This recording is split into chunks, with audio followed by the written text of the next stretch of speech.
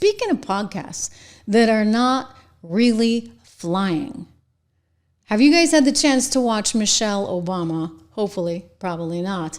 Well, Michelle's out with like a new episode. She's doing a new episode once a week because, you know, she's really working hard. Once a week. And she sits there and she laments how tough life is. As a woman, as a black woman, we women, we have so many differences. I mean, hey, you know, apparently not that many according to all you libs because you want everybody to be in the same swimming lane.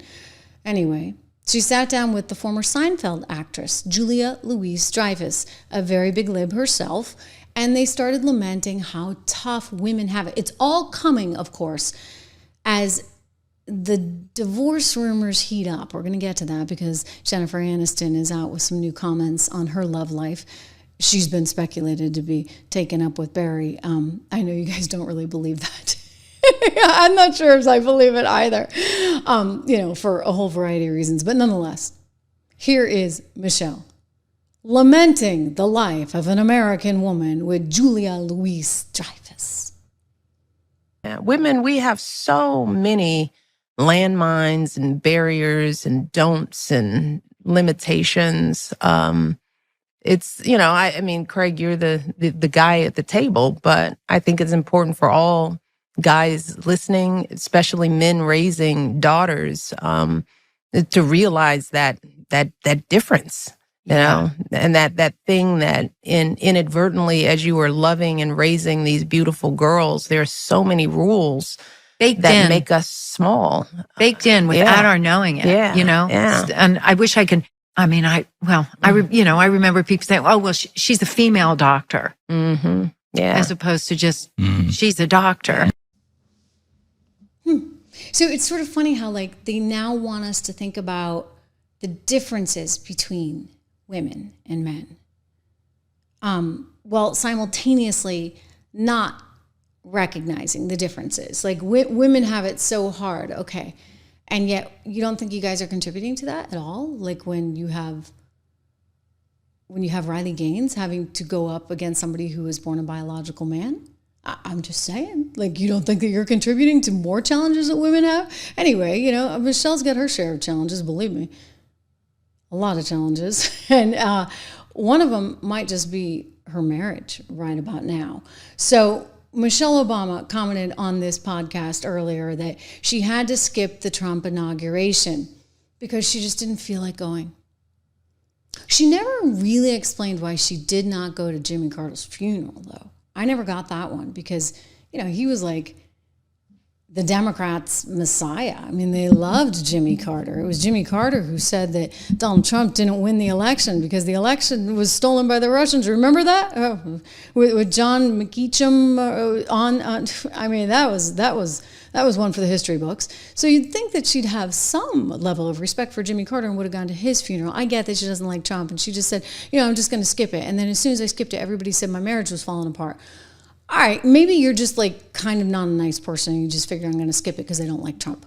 I'm still going back to the other one, Jimmy Carter. Like, why did you skip that one?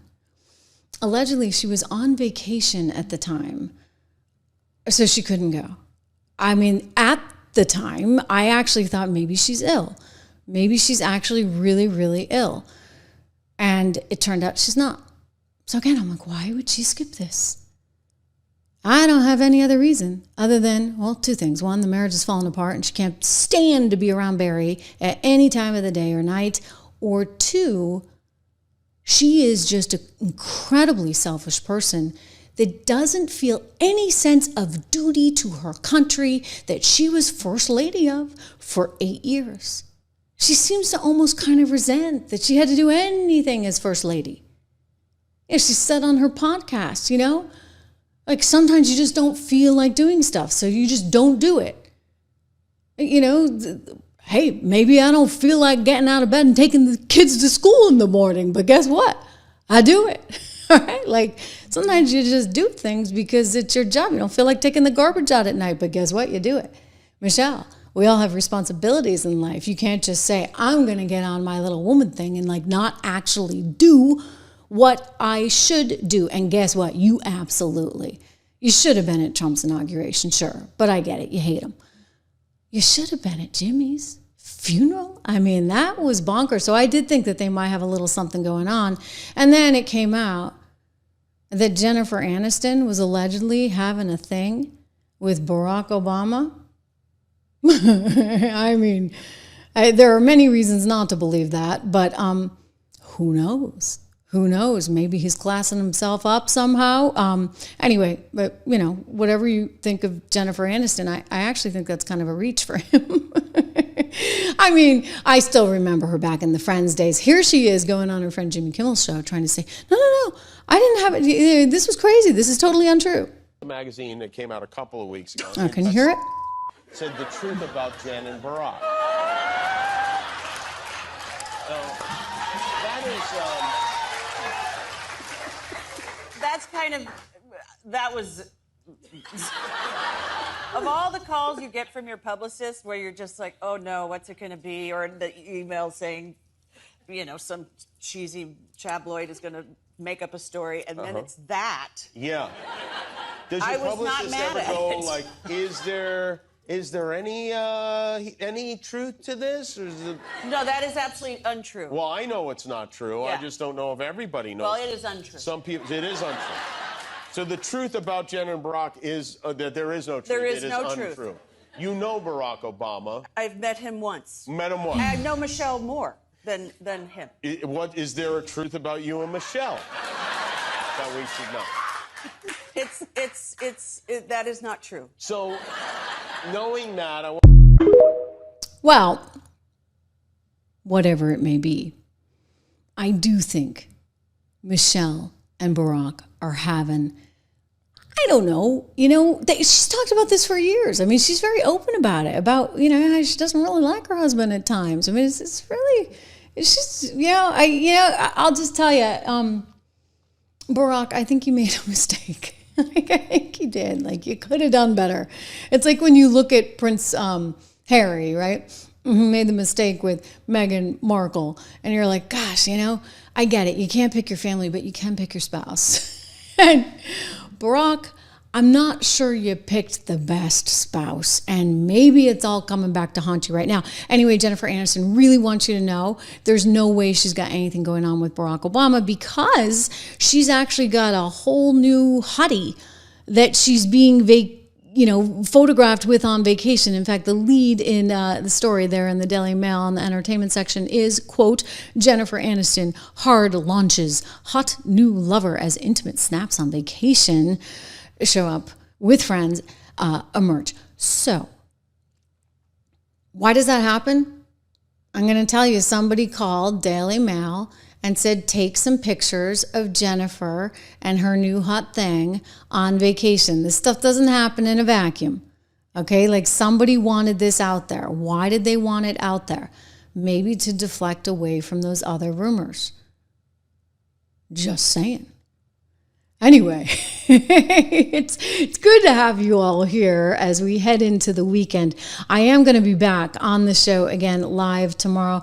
Reminder, go check out Gemini.com/Trish for 200 in free Bitcoin. Don't forget to go and use my code $, from my company, 76 Research. This is important. And like I said, we get a great new piece coming out. Rob wrote something really special about the investing advice, the 9 rules that he's giving to his son. So again, sign up. It's just $1 a month. $1. Okay, guys, you can swing it. $1 a month. Think of how much money you would have made if you'd bought Bitcoin when we told you. Or how about, we had a really good one. I don't know if I can give it away. I'm going to. STRK. Okay, that was a really good one. My mom actually is thrilled that she subscribes because she got that one. But it's up like, I don't know, maybe 50% or so since we recommended it just a short time ago. I do encourage you, go check that out. Go to 76research.com, use code word $. I'm seeing you guys are getting on somebody in this chat. You don't like somebody. Oh, no, you don't like Jake. I see it. Ian, you don't like Jake.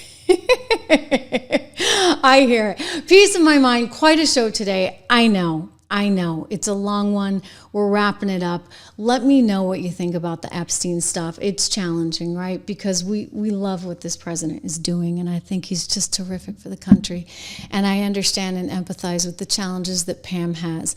But I also get that Dan Bongino is true blue, and he's not going to carry anyone's water, and whatever he thinks, if you're in the way of it and you're not really that great at your job, and I'm not saying that Pam's not great, I just think she's probably understaffed, and she's out there doing TV while she's trying to run these cases, while she's trying to run a team of people, and it's like, pick your poison, right? Maybe the answer is you have some kind of chief of staff who's a standout attorney behind the scenes, who's a heck of a manager, and then you put all those pieces in place and let Pam oversee it.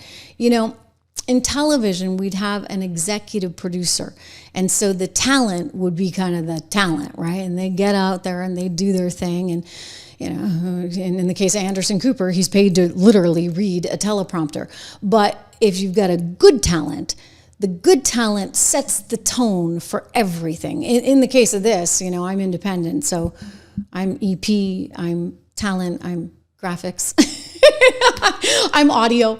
I'm all of it. I do have two terrific people that help me, but the truth is, you know what? You're looking at it, right? So it's a different situation over here. But I would say for the health of the country right now, we need somebody really, really qualified. And maybe that still is Pam, and she's great at communicating things, sort of. I mean, this Epstein thing, I'll tell you, is a debacle, though.